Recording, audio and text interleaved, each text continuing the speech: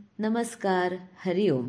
चातुर्मासातील कहाणी या उपक्रमाअंतर्गत ऐकूयात आदित्य राणूबाईची कहाणी. आदित्य राणूबाई, तुमची कहाणी ऐका. आटपाट नगरात एक ब्राह्मण होता. तो रोज समिधा फुलं आणायला रानात जात असे. तिथं नागकन्या देवकन्या वसा वसत होत्या. ब्राह्मणानं त्यांना विचारलं, कसला वसा वसता तो मला सांगा. तुला रे वसा कशाला हवा? उठशील, मातशील, घेतला वसा टाकून देशील.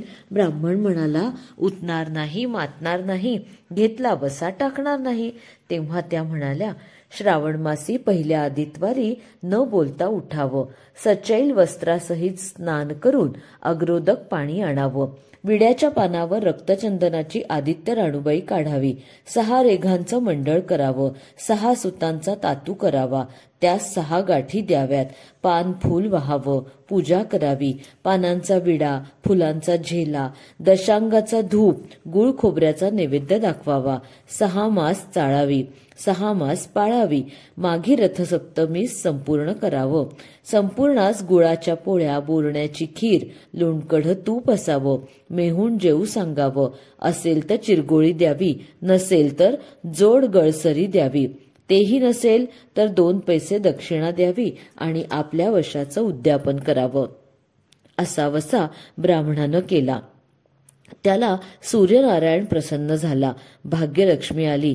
तेव्हा राजाच्या राणीनं ब्राह्मणास बोलावणं पाठवलं. ब्राह्मण खूप घाबरला, थरथर कापू लागला. तेव्हा राणी म्हणाली, घाबरू नका, कापू नका. तुमच्या मुली आमच्या येथे द्या. आमच्या गरीबाच्या मुली तुमच्या घरी कशा द्याव्यात? दासी कराल, बटकी कराल? राणी म्हणाली, बटीक करत नाही, राजाची राणी करू, प्रधानाची राणी करू. मार्गेश्वराच्या महिन्यात ब्राह्मणानं लग्न करून मुली दिल्या. एक राजाच्या घरी दिली, एक प्रधानाचे घरी दिली, पण गेल्या पावली मुलीचा समाचार घेतला नाही. 12 वर्षांनी समाचारास ब्राह्मण निघाला. राजाच्या घरी लेकीनं बसायला पाट दिला, पाय धुवायला पाणी दिलं. म्हणाली, बाबा गूळ खा, पाणी प्या. ब्राह्मण म्हणाला, गूळ खात नाही, पाणी पीत नाही. आधी माझी कहाणी करावयाची आहे, ती तू ऐक.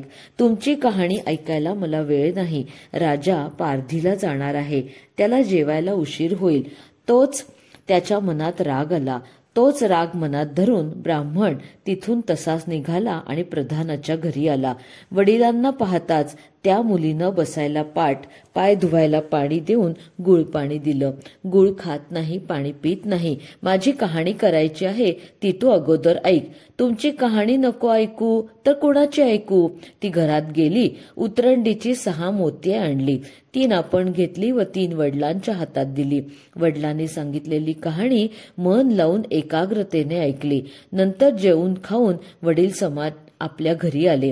बायकोनं मुलींचा समाचार विचारला. जिनं कहाणी ऐकली नाही ती गरीब आणि दुःखी कष्टी झाली, आणि जिनं कहाणी ऐकली ती मोठ्या सुखात आहे. इकडं जी गरीब झाली होती तिनं आपल्या मुलाला श्रीमंत मावशीकडून काही दिलं तर घेऊन येण्यास सांगितलं. पहिल्या आदित्यवारी पहिला मुलगा उठला, तळ्याच्या पाळी जाऊन उभा राहिला. तिथं प्रधानाच्या दासी होत्या. प्रधानाच्या राणीला जाऊन सांगा की तुमच्या बहिणीचा मुलगा आला आहे. कसा आला आहे, काय आला आहे, फाटकं नेसलं आहे, तुटकं पांघरलं आहे, तळ्याच्या पाळीला उभा राहिला आहे. परसदारानं घेऊन या. परसदारानं घेऊन आल्या. न्हाऊ माखू घातलं, पितांबर नेसायला दिला, जेऊ खाऊ घातलं, कोहळा पोखरून होऊन मोहरा भरल्या आणि सांभाळून घरी घेऊन जाण्यास सांगितलं. वाटेनं जात असता सूर्यनारायण माळ्याच्या रूपात आला व हातातला कोहळा काढून नेला. घरी जाताच आईनं विचारलं, मावशीनं काय दिलं? दैवानं दिलं, पण कर्मानं नेलं. कर्माचं फळ पुढं उभं राहिलं. मावशीनं दिलं, पण ते सर्व गेलं. दुसऱ्या आदित्यवारी दुसरा मुलगा गेला. प्रधानाच्या राणीनं त्याला घरी नेलं, न्हाऊ माखू घातलं, नेसायला पितांबर दिला, जेऊ खाऊ घातलं, काठी पोखरून होन मोहरांनी भरून दिली व न विसरता सांभाळून घरी नेण्यास सांगितले. वाटेत सूर्यनारायण गुराखाच्या रूपानं आला व काठी काढून घेतली. घरी गेला. घडलेली गोष्ट राणीला सांगितली. दैवानं दिलं, पण कर्मानं नेलं. तिसऱ्या दुसऱ्या आदितवारी तिसरा मुलगा गेला. तळ्याच्या पाळी उभा राहिला. त्यालाही पहिल्यासारखंच प्रधानाचे घरी नेऊन त्याचा योग्य आदर सत्कार केला आणि नारळ पोखरून होना मोहरांनी भरून दिला. सांभाळून घरी नेण्यास सांगितलं. घरी जाताना विहिरीच्या काठी नारळ ठेवून पाणी प्यायला विहिरीत उतरला.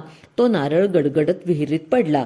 घरी जाऊन आईला म्हणाला, आई ग, मावशीनं दिलं, पण दैवाने ते सर्व बुडालं. चौथ्या आदितवारी चौथा मुलगा गेला. तळ्याच्या पाळी उभा राहिला. त्यालाही पहिल्यासारखंच राणीनं घरी नेलं. त्याचा योग्य आदर सत्कार केला. त्याला दह्याची शिदोरी होना मोहरा घालून दिली. सूर्यनारायण घारीच्या रूपानं आला आणि शिदोरी घेऊन गेला. घरी येऊन आईला सांगितलं. आई, मावशीनं दिलं, पण दैवानं ते सर्व नेलं. पाचव्या आदितवारी आपण उठली. तळ्याच्या काठी उभी राहिली. दासीने तिचा निरोप तिच्या बहिणीला सांगितला. बहिणीनं तिलाही परसदारानं घरी नेलं. न्हाऊ माखू घातलं. साडी चोळी नेसायला दिली. प्रधानाची राणी आदितवाराची कहाणी करू लागली. काय वसावसतेस, मला जरा सांग. बहीण म्हणाली, वडिलांची कहाणी ऐकली नाहीस म्हणून तुला दरिद्र आलं. राजाच्या राणीनं यावर उपाय विचारला. तेव्हा तिनं वसा सांगितला. ती बहिणीच्या घरी राहिली. श्रावणात सांगितल्याप्रमाणे सूर्यनारायणाची पूजा केली. इकडे राजाला भाग्य आलं. राजानं छत्र चामर देऊन बोलावणं केलं. राजा येताच ती घरी जायला निघाली. एकमेकींना बहिणी बहिणींनी आहेर केले. वाटेनं निघाली. पहिल्या मजलेस स्वयंपाक केला. राजाला वाढलं, मुलांना वाढलं, आपलं पान वाढून घेतलं. तोच कहाणीची आठवण झाली. हकारा केला, डांगोरा पिटला. कोणी उपाशी आहे का शोधण्यास सांगितलं. कोणी उपाशी नव्हता. वाटेनं एक मोळी विका चालला होता. त्याला कहाणी ऐकायला बोलवलं. तो मोळी विक्या म्हणाला, तुझ्या बाईची कहाणी ऐकून मला काय फळ, माझं पोट भरलं पाहिजे. असं म्हणून तो राणीकडे आला. राणीनं 6 मोतिये घेतली. 3 त्याला दिली व 3 आपल्या हातात ठेवली आणि मनोभावे कहाणी सांगितली. त्यानं मोठ्या भक्तीनं ऐकली. त्याची मोळी सोन्याची झाली. तो म्हणाला, कहाणी ऐकल्याचं एवढं फळ, मग वसा घेतल्यावर किती मोठं फळ मिळेल. काय वसा आहे तो मला सांगा. राणीनं तो उतणार नाही, मातणार नाही याची कबुली करून घेतली आणि वसा सांगितला. दुसऱ्या मजलेस राणीनं स्वयंपाक केला. मुलांना राजाला वाढलं. आपलं पान वाढून घेताच कहाणीची आठवण झाली. हकारा करून कोणी उपाशी नाही ना याचा शोध घेतला. माळ्याच्या विहिरीला पाणी लागत नव्हतं. त्याचा मळा पिकत नव्हता. असा एक माळी चिंता करत बसला होता. त्याला कहाणी ऐकण्यास बोलवलं. तो आला. राणीनं 6 मोतिये घेऊन 3 आपण घेतली, 3 माळ्याला दिली. राणीनं मनोभावे कहाणी सांगितली. त्यानं चित्तभावे ऐकली. मळा पिकू लागला. विहिरीला पाणी आलं. तो म्हणाला, कहाणी ऐकल्यावर एवढं फळ, मग वसा घेतल्याचं काय फळ, काय वसा असेल तो मला सांगा. मग राणीनं त्याला वसा सांगितला. तिसऱ्या मजलेस स्वयंपाक केला. मुलांना वाढलं, राजाला वाढलं. आपलं पान वाढून घेताच कहाणीची आठवण झाली. नगरात कोणी उपाशी नाही ना याचा शोध घेतला. एक म्हातारी व तिचा मुलगा वनात गेला होता. एक डोहात बुडाला तर एक सर्पानं खाल्ला. म्हणून ती चिंताक्रांत होऊन बसली होती. तिला कहाणी ऐकण्यास बोलवलं. राणीनं तिला पहिल्याप्रमाणे कहाणी सांगितली. तिची 2 मुलं आली. कहाणी ऐकण्यास एवढं फळ, तर वसा घेतल्याचं फळ मोठं असणार. तेव्हा वसा सांगण्यात आला. राणीनं तिलाही वसा सांगितला. चौथ्या मजल्यात स्वयंपाक करून मुलांना राजाला वाढलं. आपलं पान वाढून घेताच कहाणीची आठवण झाली. कोणी उपाशी नाही ना याचा शोध घेतला. काणा डोळा, मासाचा गोळा, हात नाहीत, पाय नाहीत असा मनुष्य रस्त्यामध्ये पडला होता. त्याच्या अंगावर तांब्याभर पाणी ओतलं. पालथा होता तो उताणा केला. 6 मोतिये होती. 3 मोतिये त्याच्या बेंबीवर ठेवली. 3 आपण घेतली. राणीनं सांगितलेली कहाणी त्यानं ऐकली. त्याला हातपाय आले, देह दिव्य झाला. त्याने राणीला वसा विचारला आणि राणीनं त्यालाही वसा सांगितला. 5व्या मुक्कामास घरी स्वयंपाक केला. सूर्यनारायण जेवायला आले. 7 दरवाजे उघडले. लोह घंगाळ पाणी तापवलं.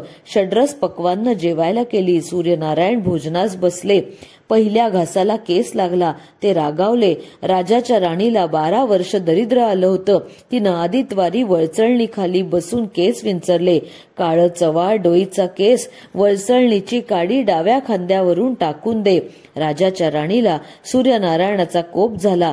तसा कुणालाही होऊ नये. ब्राह्मणाला, मोळी विक्याला, राजाच्या राणीला, माळ्याला, म्हातारीला, कानाडोळा, मासाचा गोळा सर्वांना सूर्यनारायण जसा प्रसन्न झाला तसा तुम्हा आम्हा होवो, ही 60 उत्तराची कहाणी 5 उत्तरी सुफळ संपूर्ण. श्रीराम.